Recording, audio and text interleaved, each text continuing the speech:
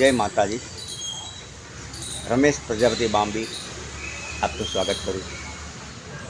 હવે આજે તમને એક સરસ ઉપાય બતાવું કે જ્યારે બે ભાઈઓને બનતું ના હોય અને ઝઘડા થતા હોય તો શું કરવાનું.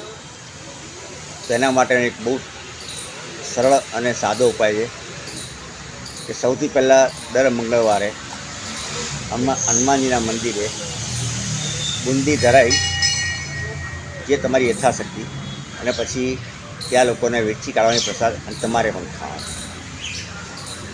અને એક પીળા કપડામાં 7 નંગ લાલ કલરના આખા મરચાં એ બાંધી અને 27 દિવસ સુધી કોઈ પણ મંદિરમાં મૂકી આવવાના. આટલું કરશો એટલે બંને ભાઈઓ વચ્ચે એકદમ સ્મૂથ સંબંધો થવાના શરૂ થઈ જશે. જય માતા.